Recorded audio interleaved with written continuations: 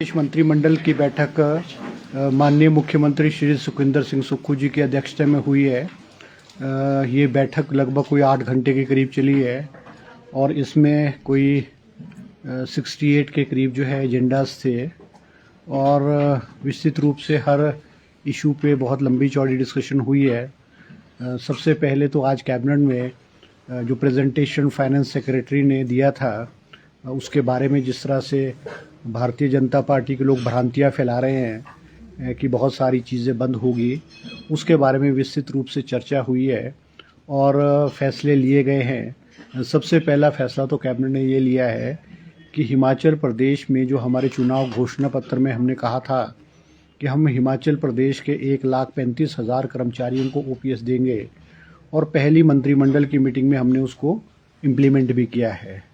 आज कैबिनेट ने फैसला किया कि ओपीएस को बहाल एज इट इज़ रखा जाएगा। उसको जो है जैसे कि सेक्रेटरी फाइनेंस का प्रपोजल था उसको रिजेक्ट कर दिया गया है और ओपीएस हिमाचल प्रदेश में कंटिन्यू करेगी।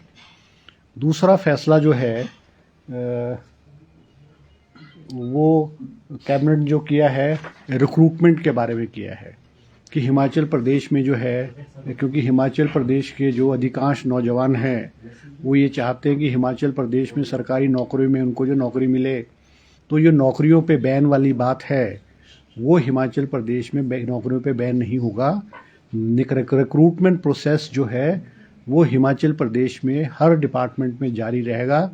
बहुत सारी पोस्टें कैबिनेट ने क्रिएट की है, उनका प्रोसेस स्टार्ट हो गया है। आज फिर कैबिनेट में जो है 1066 पोस्टें कैबिनेट ने आज स्वीकृत की है, अलग अलग डिपार्टमेंटों में की है, जिसकी विवरण जो है मैं आपको डिपार्टमेंट वाइज दूंगा और ये रिक्रूटमेंट प्रोसेस हिमाचल प्रदेश में चलता रहेगा। तीसरा फैसला हमने किया है क्योंकि हमारी आरडीजी बंद की है और आरडीजी से हिमाचल प्रदेश के विकास को और हिमाचल प्रदेश को एक बहुत बड़ा धक्का लगा है। ये हिमाचल प्रदेश के साथ एक बहुत बड़ा अन्याय है क्योंकि जब हिमाचल प्रदेश बना था तो हिमाचल प्रदेश और जो पहाड़ी राज्य रहे हैं चाहे नॉर्थ ईस्ट के हैं वो इकोनॉमिकली वायबल स्टेट्स नहीं हैं, वो आर्थिक रूप से अपने पैरों पे खड़े नहीं हो सकते हैं। इसीलिए जो पहला फाइनेंस कमीशन 1952 में बना था उसमें आरडीजी हमको मिलती थी और इस आज कैबिनेट ने फैसला किया है कि हम अपने रिसोर्सेज जो जनरेट करेंगे, वैसे भी पिछले 3 सालों में मुख्यमंत्री सुखविंदर सिंह सुक्खू जी ने जो है लगभग 3,500 करोड़ रुपए के जो रेवेन्यू जनरेट किया है अलग अलग स्रोतों से, अलग अलग डिपार्टमेंट्स में 3,500 करोड़ जो है एडिशनल रेवेन्यू को जनरेट किया गया है। और ये बात भी ठीक है कि आज बीजेपी के लोग, बीजेपी के बड़े बड़े नेता, चाहे जयराम जी है, चाहे इनके बीजेपी रेजिडेंट्स हैं या सभी लोग हैं, वो प्रेस कॉन्फ्रेंस के माध्यम से बहुत सारी बातें जो है वो कह रहे हैं और ये हम पे प्रेजेंट गवर्नमेंट पे इसका जो है इस फेलियर को थोपने की कोशिश कर रहे हैं। जबकि हकीकत ये है कि अगर हम 2017 से 2022 तक जो आरडीजी है, रेवेन्यू डेफिसिट ग्रांट है, चाहे वो 14 फाइनेंस कमीशन का था 17 से 20 तक और 20 से 22 तक 15 फाइनेंस कमीशन का जो अवार्ड था वो लगभग 54,500 करोड़ रुपया भारतीय जनता पार्टी को अपने 5 साल के कार्यकाल में मिला। और जो रेवेन्यू जो हमारे को जो जीएसटी लगा, इन लिeu ऑफ जीएसटी जो शॉर्टफॉल होना था, जो प्रेडिक्शन थी कि जो रिकवरी जो ये जीएसटी से रेवेन्यू इंक्रीज होगा, it was expected 14%। Himachal Pradesh में 14% नहीं हुआ। इसके एवज में केंद्र सरकार ने हर स्टेट को जो शॉर्टफॉल था उसको कंपनसेट किया और इस सारे में 2017 से 2022 तक भारतीय जनता पार्टी को लगभग 17,500 करोड़ रुपया जो है वो जीएसटी कंपनसेशन के रूप में केंद्र सरकार से मिला। जो अपना रेवेन्यू है वो अलग है, मैं वो रेवेन्यू की बात कर रहा हूँ जो गवर्नमेंट ऑफ इंडिया ने जयराम जी और पूर्व में भारतीय जनता पार्टी की सरकार को दिया, जिसमें से आप ये लगा सकते हैं अगर हम इन टोटल दोनों हेड्स को जोड़े तो 71,000 करोड़ रुपया जो है वो आरडीजी और जीएसटी कंपनसेशन के रूप में केंद्र सरकार से मिला। इसके अलावा स्टेट रेवेन्यू और जो आपदा राहत और अदर हेड्स है वो अलग है। अगर हम इसका कंपैरिजन हमारी प्रेजेंट गवर्नमेंट से करें तो हमारी प्रेजेंट गवर्नमेंट को, क्योंकि जो जीएसटी कंपनसेशन है जुलाई 2022 में गवर्नमेंट ऑफ इंडिया ने बंद कर दिया। 23, 24, 25 में जीएसटी कंपनसेशन स्टेट गवर्नमेंट को नहीं मिला। इसके अलावा हमको जो आरडीजी मिली वो हमें 8,000 करोड़ 23 में मिली, 6200 करोड़ 24 में मिली और 25 में हमको 3200 करोड़ रुपए मिली। ये सारे का सारा अगर आंकड़ा जोड़ दिया जाए तो सारे का आंकड़ा जो है ये सिर्फ 17,000 करोड़ बनता है। भारतीय जनता पार्टी को 71,000 करोड़ रुपया गवर्नमेंट ऑफ इंडिया से 5 साल में मिला और हमको 3 साल में कितना मिला? 17,000 करोड़ रुपया सिर्फ। और it is 1/3 of what Bharatiya Janata party got in 5 years. उसके बावजूद भी हिमाचल प्रदेश की जो विकास की गति है वो हिमाचल मुख्यमंत्री सुखविंदर सिंह सुक्खू जी ने रुकने नहीं दी है। बेशक हमारा जो फाइनेंशियल क्राइसिस रही है, वित्तीय हमारा कुछ संकट रहा है, उसके बावजूद भी हिमाचल प्रदेश में 23 में आपदा आई, 2025 में आपदा आई। बहुत सारा हिमाचल प्रदेश को 2023 में 10,000 करोड़ का नुकसान हुआ, 2025 में 5,000 करोड़ का नुकसान हुआ। और गवर्नमेंट्स ऑफ इंडिया से जो हमें पैसा मिलना चाहिए था आपदा राहत में वो हमको नहीं मिला। 2023 की जो नुकसान हुआ है उसमें 2,000 करोड़ रुपए के आंकलन किया, मगर गवर्नमेंट ऑफ इंडिया से अभी हमें सिर्फ 1,000 करोड़ रुपए मिला है। और माननीय प्रधानमंत्री नरेंद्र मोदी जी जब हिमाचल प्रदेश में कुछ समय पहले आए आपदा के बरसातों के बाद 1,500 करोड़ रुपए की घोषणा की। वो आज तक हम इंतज़ार कर रहे हैं हिमाचल के लोग मोदी जी की, हमको जो घोषणा है 1,500 करोड़ रुपए की उसके वो भी नहीं मिला है। तो विस्तृत रूप से आज कैबिनेट में इस सारे विषय पर जो है चर्चा की गई है। सारी कैबिनेट ने मुख्यमंत्री सुखविंदर सिंह सुक्खू जी के नेतृत्व में और पूरे मंत्रिमंडल ने फैसला किया है कि हिमाचल प्रदेश को आत्मनिर्भर बनाया जाएगा, हिमाचल प्रदेश में जो रेवेन्यू जनरेट किया जाएगा और आम आदमी का जो विकास है, आम आदमी पे जो है उसको बोझ को नहीं पड़ने दिया जाएगा। क्योंकि हिमाचल प्रदेश में बहुत सारे एम्प्लॉयज़ हैं, चाहे एम्प्लॉयज़ हैं चाहे पेंशनर्स हैं।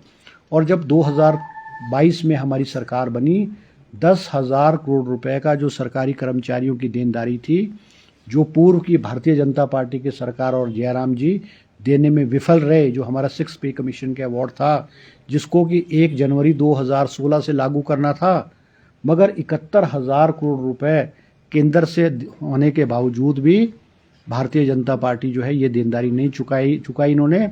75,000 करोड़ रुपए का लोन लिया इन्होंने। जयराम जी भी गलत कहते हैं कि मैंने सिर्फ 18,000 करोड़ का लोन लिया। पूर्व में 2017 में जब सरकार बनी उस वक़्त हिमाचल प्रदेश पे 48,000 करोड़ रुपए का लोन था, मगर जब भारतीय जनता पार्टी और जयराम जी की सरकार ने 2022 में छोड़ा तो हिमाचल प्रदेश पे लगभग 76,000 करोड़ रुपए का लोन था। इन्होंने 5 साल में 28,000 करोड़ रुपए लोन लिया और 10,000 करोड़ रुपए की जो देनदारी है वो हमारी कांग्रेस की सरकार पे इन्होंने छोड़ी है।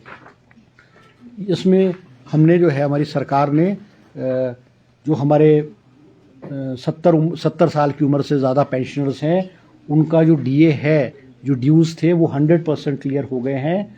और जो हमारे क्लास 4 के एम्प्लॉयज़ हैं, क्लास 4 एम्प्लॉयज़ हैं, उनका जो एरियर्स है वो 70% जो है हमारी सरकार ने जो है वो क्लियर किया गया है। तो ये आज कैबिनेट ने विस्तृत रूप से इस विषय पे जो है चर्चा की है और हिमाचल प्रदेश को आत्मनिर्भर बनाने का फैसला जो है लिया गया है। हम कैबिनेट में आज कहा है कि भाई हिमाचल प्रदेश में विकास की गति नहीं रुकेगी, हिमाचल प्रदेश जो है विकास के राह में आगे बढ़ता रहेगा। इसके अलावा जो कैबिनेट के जो हमारे एजेंडा थे वो एजेंडाज हमारे इस प्रकार थे। हाई कोर्ट में हमारे 8 जो है सफाई कर्मचारियों की पोस्ट हाई कोर्ट में आउटसोर्स पोस्ट पे जो है खेलने की सरकार ने अनुमति प्रदान की गई है। इसके अलावा जो हमारी जो फीमेल होमगार्ड में कांस्टेबल्स हैं, जवान लगती है, उनको मैटरनिटी लीव का प्रोविज़न नहीं था। कैबिनेट ने आज उनको 26 वीक्स का जो मैटरनिटी लीव देने का आज कैबिनेट ने उसको फैसला किया है। इसी तरह से हमारे drug testing laboratories Nurpur, Baddi और ऊना में खोलने का फैसला किया गया है। हर लैब में 12-12 पोस्टें क्रिएट की जाएंगी। इन टोटल 36 पोस्ट जो है इन ड्रग टेस्टिंग लेबोरेटरी में सरकार द्वारा खोली गई है। इसके अलावा हमारे जो राजस्व विभाग में आपदा प्रबंधन प्रकोष्ठ है, इसमें 3 पोस्टें जो है JOIT की खोलने का फैसला लिया गया है। इसी तरह से हमारे जो इंदिरा गांधी सुख शिक्षा योजना है, जिसमें हमारी जो विडोज़ हैं उनकी लड़कियों को जो प्रोफेशनल कोर्सेज का किया है कि हमारी जो विडोज़ हैं इस स्कीम के अंतर्गत इंडिया में कहीं भी वो प्रोफेशनल कोर्स करेंगी तो उसका जो फैसला, उसके जो पूरी फीस है वो हिमाचल प्रदेश की जो सरकार देगी। इसी तरह से हमारे दिव्यांग व्यक्ति जो है उनके जिनकी डिसेबिलिटी 70% से अधिक है, उनके विवाह होने पे पहले 50,000 रुपये का प्रावधान था, उसको आज कैबिनेट ने बढ़ा करके 2 लाख रुपए प्रावधान करने का आज फैसला लिया गया है।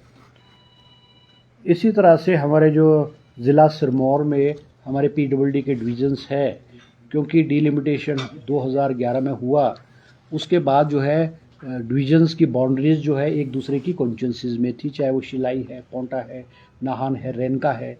तो अब डिस्ट्रिक्ट सिरमौर में सिरमौर सर्कल में जो है वो हमारे PWD डिविजन्स जो है वो अकॉर्डिंग टू द कॉन्स्टिट्यूंसीज जो है वो होंगे।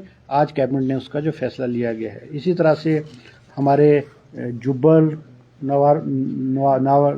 नौर कोटखाई में वेटनरी हॉस्पिटल खोलने का भी जो है, वेटनरी हॉस्पिटल को सब अपग्रेड करके सब डिविजनल पशु चिकित्सालय खोलने का फैसला कैबिनेट ने लिया है।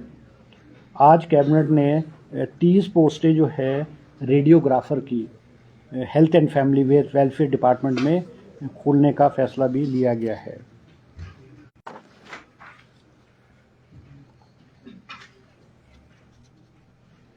इसी तरह से एक हमारा प्रोजेक्ट है, जायका के थ्रू प्रोजेक्ट है, प्रपोज किया है स्टेट गवर्नमेंट ने, जिसमें लगभग कोई 1,617 करोड़ रुपए का प्रोजेक्ट है, जिसमें हमारी जो हेल्थ इंस्टीट्यूशंस हैं, मेडिकल कॉलेजेस हैं, हॉस्पिटल्स हैं, इनकी जो मशीनरीज है वो आउटडेटेड एंड ऑब्सोलीट है।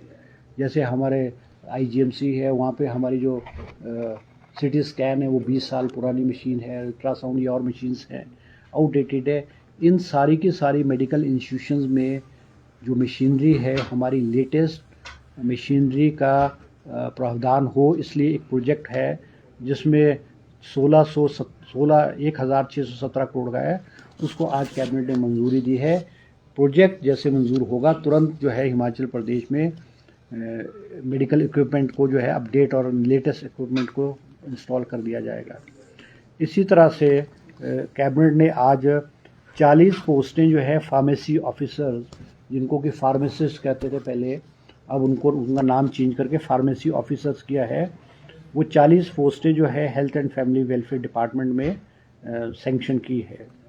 इसी तरह से हमारी 150 पोस्ट जो है वो आज जॉब ट्रेनिंग की 150 पोस्टें कैबिनेट ने health and family welfare department में स्वीकृत की है। एक पोस्ट हमारे CHC पट्टा मलो में जो है ज़िला सोलन में जो है कैबिनेट ने सैंक्शन की है। 190 पोस्ट हमारी जो है जूनियर इंजीनियर की क्रिएट की गई है और इनकी रिक्रूटमेंट जो होगी वो डायरेक्टरेट ऑफ रिक्रूटमेंट के माध्यम से होगी, जिसमें IPH और PWD की पोस्ट होंगी। इसी तरह से 3 पोस्टें जो है sub divisional soil conservation officer की एग्रीकल्चर डिपार्टमेंट में आज कैबिनेट ने सैंक्शन करने का फैसला किया गया है। हमारी 5 पोस्टें जो है वो जॉब ट्रेनिंग के आधार पे सैनिक कल्याण विभाग में सैंक्शन आज कैबिनेट ने की है। आज कैबिनेट ने जो गवर्नर एड्रेस है, क्योंकि जो गवर्नर एड्रेस है हमारा बजट सेशन है वो 16 फरवरी से होगा और पहले दिन जो गवर्नर एड्रेस होगा, तो गवर्नर एड्रेस को भी आज कैबिनेट ने जो है अपनी स्वीकृति जो है प्रदान की गई है।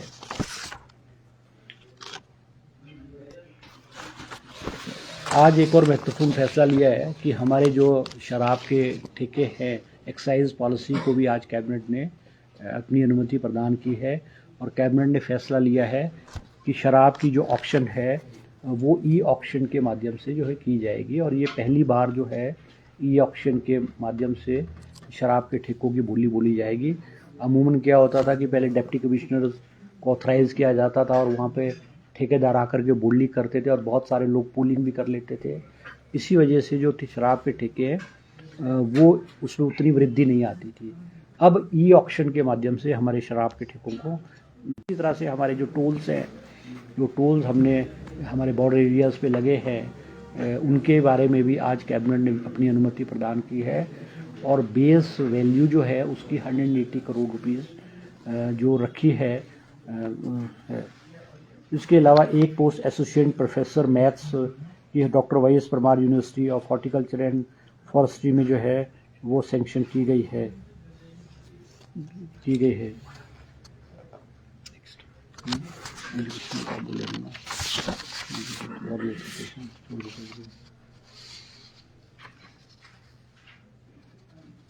एक आज कैबिनेट ने जो है हमारी जो न्यूट्रिशन पॉलिसी है, supplementary nutrition policy for women's, इसमें भी आज कैबिनेट ने अपनी अनुमति प्रदान दी है। इसमें पहले हमारे को जो है वो अब इसमें न्यूट्रिशन पॉलिसी में एग को भी ऐड कर दिया गया है, दूध को भी ऐड कर दिया गया, फ्रूट्स को भी ऐड कर दिया गया है ताकि जो बच्चों को जो है और न्यूट्रिशन और प्रोटीन जो है वो मिले। इसके अलावा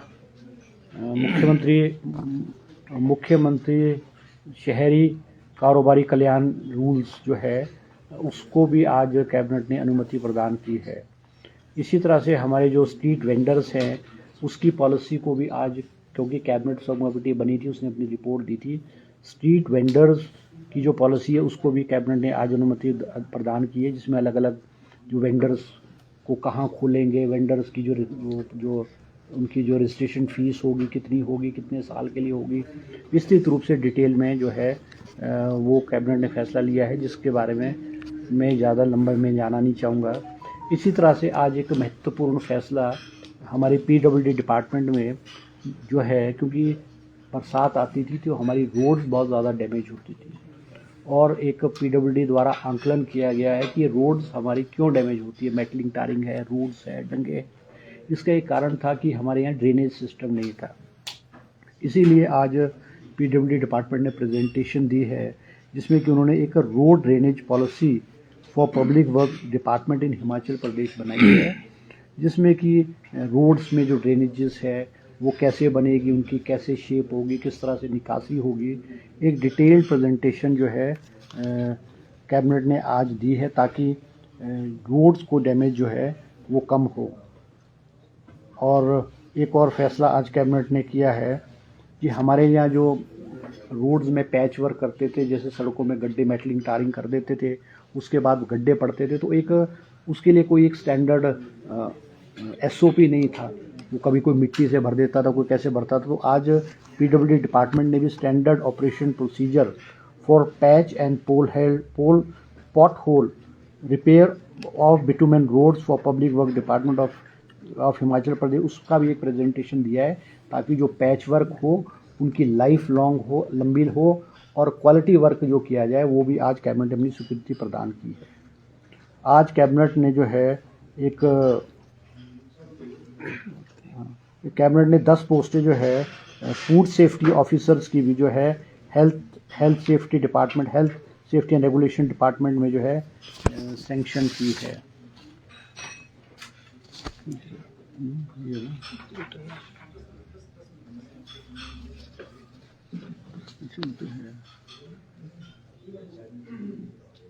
आज कैबिनेट ने establishment of department of numerology के जो है blood transmission at medical college Mandi, Hamirpur and Chamba भी सैंक्शन डिपार्टमेंट को किया है। नाहन मेडिकल कॉलेज में इससे पहले जो है ये वाला डिपार्टमेंट जो है वो क्रिएट कर दिया गया है। इसके अलावा जो हमारे स्पोर्ट्स हॉस्टल है लूणू डिस्ट्रिक्ट बिलासपुर में, उसमें 80 बेड्स के बजाय उसमें इंक्रीज़ करके उसको 100 बेड्स कर दिया गया है। इसी तरह से हमारे आज कैबिनेट ने एक distil global skills and digital university को खोलने की LOI देने की अनुमति प्रदान की है। ये चंबा तहसील सिउता डिस्ट्रिक्ट चंबा में खोला जाएगा।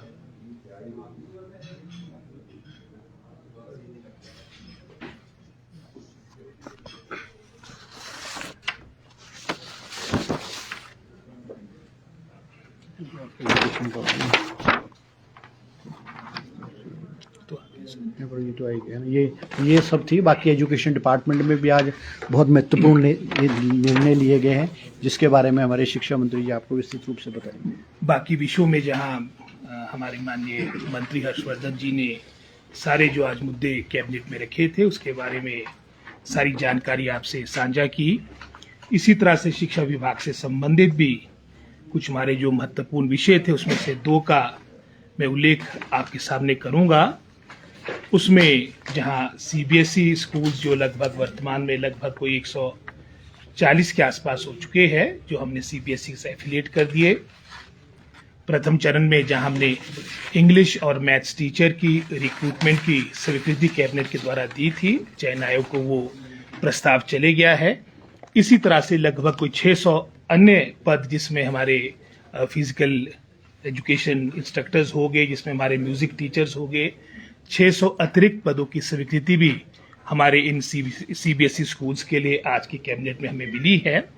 इसी तरह से जहां वर्तमान में हमारे शिक्षा विभाग के अधीन लगभग कोई 9 हमारे स्पोर्ट्स हॉस्टल है, आज उसकी संख्या में भी वृद्धि हुई है, क्योंकि स्पोर्ट्स भी बहुत ही, मैं समझता हूं, महत्वपूर्ण योगदान देती है अपनी एकेडमिक एक्टिविटीज के साथ, जिसमें हमारा Shillai government senior secondary school Shillai में हमारा कबड्डी का बॉयज का स्पोर्ट्स हॉस्टल आज स्वीकृत हुआ है।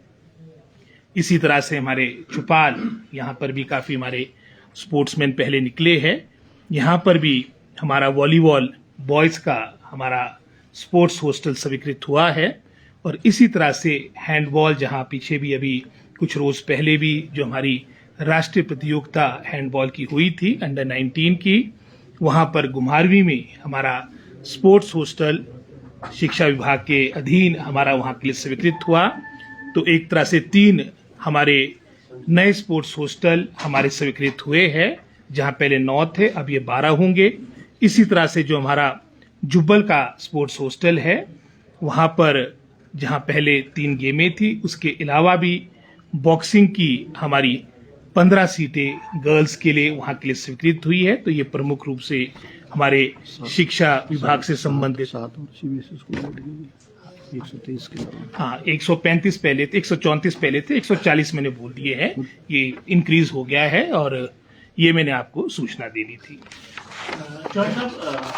रिसोर्स मोबिलाइजेशन और खर्चे कम करने की कोई चर्चा करने की नहीं। देखो, मैंने अभी कहा है कि जिस तरह से भ्रांति फैलाई जा रही है हिमाचल प्रदेश में भारतीय जनता पार्टी द्वारा, विस्तृत रूप से हर पहलू पे गंभीरता से जो है वो चर्चा की गई है। मुख्यमंत्री जी ने कहा है कि रिसोर्स, हर मिनिस्टर को कहा है कि अपने डिपार्टमेंट में आप कहाँ कहाँ किस तरह से रिसोर्सेज को कैसे जनरेट करोगे। एक विस्तृत रूप से उन्होंने कहा है कि मुझे कैबिनेट को प्रेजेंटेशन दी जाए, हम रिसोर्सेज कैसे मोबिलाइज करेंगे। दूसरा जो जो ऐसा खर्चा है जिसको कम किया जा सकता है, उसके बारे में भी आज कैबिनेट में चर्चा हुई है। और मुख्यमंत्री जी ने कहा है कि जो वेस्टफुल एक्सपेंडिचर है, जिससे पब्लिक का कोई लेना देना नहीं है, ऐसा चीज़ जिसपे ने, उसके बारे में भी मिनिस्टर्स को कहा गया है अपने डिपार्टमेंट में एक प्रेजेंटेशन दे। तो विस्तृत रूप से, बहुत बारीकी से हम इस पे विस्तृत रूप से चर्चा कर रहे हैं। और मैं फिर आपको कहना चाहूँगा कैबिनेट की तरफ से और मुख्यमंत्री जी की तरफ से कि हिमाचल प्रदेश के विकास को रोका नहीं जाएगा। कोई सी स्कीम हमारी, कोई भी स्कीम हमारी होगी, सहारा योजना है, हमारी हिमकेयर योजना है, MIS से, जो MIS के माध्यम से हमारे सेब है, आम है, सिट्रस फ्रूट है, इसको सरकार लेती थी, इसको नहीं रोका जाएगा। ये सारी की सारी स्कीमें जो है कंटिन्यू जो है वो करती रहेंगी। नहीं, देखो, बजट सेशन पे तो नोटिफिकेशन गवर्नर द्वारा कर दी गई है। बजट सेशन हमारा 16, 17 और 18 को होगा। फर्स्ट डे हमारे उस पर गवर्नर एड्रेस होगा। उसके बाद अभी क्या एजेंडा होगा उसके बारे में चर्चा नहीं हुई है, तो जो भी एजेंडा होगा। बदलाव क्यों? पहले 3 दिन सत्र चलेगा, फिर 1.5-2 हफ्ते की छुट्टी आएगी, फिर सुचारू रूप से। देखो ऐसा है कि ये सरकार जो है व्यवस्था परिवर्तन कर रही है। केंद्र में भी तो जो हमारा केंद्र का बजट होता है, राष्ट्रपति का एड्रेस अलग होता है और उसके बाद ब्रेक होता है, उसके बाद फिर बजट पे चर्चा होती है।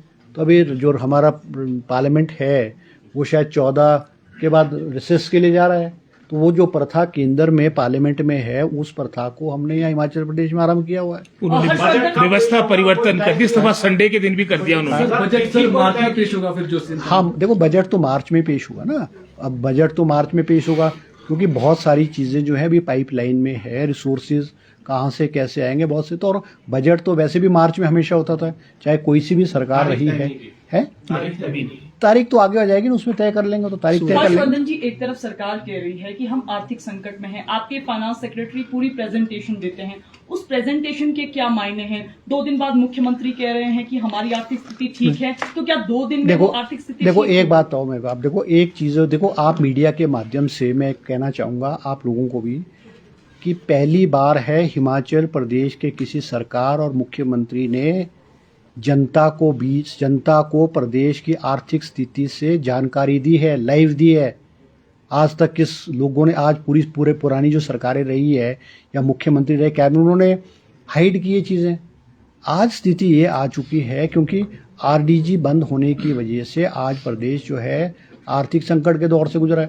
अगर मुख्यमंत्री ने और इस सरकार ने और कैबिनेट ने ये हिम्मत की है कि हिमाचल प्रदेश की जनता और पूरा देश ये जाने कि आर्थिक रूप से हिमाचल प्रदेश कहाँ खड़ा है, तो उसमें क्या गलती है? अगर फाइनेंस सेक्रेटरी ने जो प्रेजेंटेशन दी है, it is for the cabinet to decide, it is for the chief minister and the government to decide upon this facts. वो तो उन्होंने एक आपको कहा है कि ये ऑप्शन हो सकता है, ये ऑप्शन जो एक्सपेंडिचर के बारे में उन्होंने कहा है ना, सैलरी है, पेंशन है, स्कीम्स है, सब्सिडीज है, इलेक्ट्रिसिटी बोर्ड को हम 1200 करोड़ दे रहे हैं, एचआरटीसी को 700 करोड़ दे रहे हैं। वो एक विस्तृत रूप से सरकार के जो खर्चे हैं, हम कहाँ कहाँ क्या खर्च करें उसके बारे में कहा है। ये तो जो डेमोक्रेटिक गवर्नमेंट में फैसला तो कैबिनेट ने लेना है, अफसरों ने थोड़ी लेना है। वो तो it was just a presentation, और उस प्रेजेंटेशन को आप ऐसे मत दिखाएं, ऐसी पिक्चर मत पेंट करें कि वो हो गया है, कुछ भी नहीं हुआ है। तो आज कैबिनेट ने क्या फैसला किया, मैंने भी जैसे कहा भी आपको, ओपीएस कंटिन्यू करेगा। नंबर 1, हमारी जो सब्सिडीज, हमारी स्कीम्स हैं, सारा योजना, हेमकेयर, आयुष्मान भारत, MIS, ये सारी की सारी कंटिन्यू करेंगी। हम जो एम्प्लॉयज़ को जो DA दे रहे हैं, देंगे, वो as it is we will continue, कुछ भी खत्म नहीं होगा। ये मैं जी सवाल इसलिए है, सच किसका माना जाए? आपका फाइनेंस सेक्रेटरी क्लियरली कह चुका यार है। एक बात सुनो, देखो एक बात सुनो, मैं बार बार कह रहा हूँ आपको, finance secretary is under the government, finance secretary is under the chief minister, he is under the finance minister. कोई भी डिसीजन लेना हो उसका फैसला सरकार और कैबिनेट ने करो। फैसला हुआ कहाँ भी? वो it was just a presentation को आप हुई हुई चीज मत समझो। ये मैं आप मीडिया के माध्यम से आप लोगों को भी कहना चाहूंगा कि ऐसी प्रेजेंटेशन मत करो। It was just a presentation. वो एक प्रयास था हिमाचल प्रदेश की जनता को बताने का कि हिमाचल प्रदेश की वित्तीय स्थिति कैसी है, किस तरह से इस स्टेट को कंगाल किया गया है, किस तरह से इस सरकार, पिछली सरकारों ने रेवड़ियां बांटी है। अब आप मुझे बताओ, 2022 में जयराम जी जब उनकी सरकार जारी थी, 2000 इंस्टीट्यूशंस खोल दिए। आप 4.5 साल तो आप काम नहीं करते, लास्ट के 6 महीने में आप इंस्टीट्यूशन धड़ाधड़ खोल रहे हो। अगर वो इंस्टीट्यूशन कंटिन्यू करते तो हिमाचल प्रदेश पे एडिशनल 5,000 करोड़ रुपए का एक लायबिलिटी होनी थी। हमको ठीक है कि लोगों की जो आशाएं हैं, अपेक्षाएं, इच्छाएं हैं, उनको पूरा करना एक चुनी हुई सरकार का फर्ज बनता है और प्रेशर होता है उसका। मगर हमको आज हिमाचल प्रदेश की स्थिति है कि कोई सी सरकार इस प्रकार की रेवड़ियां, खास करके अपने आखिरी टेन्योर में, आखिरी महीनों में इस प्रकार की रेवड़ियां नहीं बांट सकती है। तो ये सारे के सारों पहले, अब मुख्यमंत्री जी ने कल सर्वदलीय मीटिंग बुलाई है। हमने मेरी तरफ से as a parliamentary affair minister मैंने जो हमारी पॉलिटिकल पार्टीज़ हैं हिमाचल प्रदेश में, चाहे भारतीय जनता पार्टी है, आम आदमी पार्टी है, बीएसपी है, कम्युनिस्ट पार्टी है, उनको निमंत्रण दिया है और मैंने खुद चारों पॉलिटिकल पार्टीज़ के प्रेसिडेंट से उनको रिक्वेस्ट की है कि आप आएँ। ये जो लड़ाई है, ये जो आरडीजी बंद होने की, कोई कांग्रेस पार्टी की लड़ाई थोड़ी है, ये आर्थिक लड़ाई, ये आर्थिक संकट है, ये हमारा कांग्रेस का संकट थोड़ी है, ये हिमाचल प्रदेश के 70,000 लोगों का संकट है। इस संकट से हिमाचल प्रदेश को कैसे बाहर निकाला जाए, ये केवल कांग्रेस पार्टी की जिम्मेवारी थोड़ी बनती है।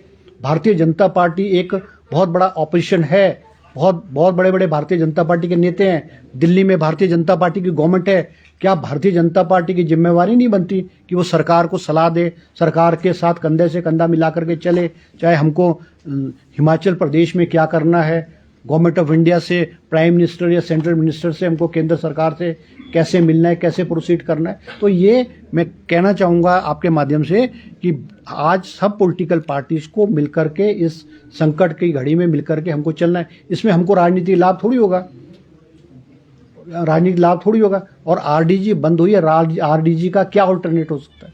उसको आरडीजी के ऑल्टरनेट को निकालने के लिए हिमाचल प्रदेश आत्मनिर्भर कैसे हो, हिमाचल प्रदेश के लोगों की जो इच्छाएं और आकांक्षाएं हैं उसको कैसे पूरा किया जाए, ये हम सबकी जिम्मेवारी बनती है। सर आप ही तो कह रहे हैं कि सारी चीजें चलेंगी, सैलरी मिलेगी। चलो मैंने आपको मैंने विस्तृत रूप से आपको हर चीज के बारे में डिटेल में आपको बार बार बता दिया है। ठीक है, थैंक यू जी।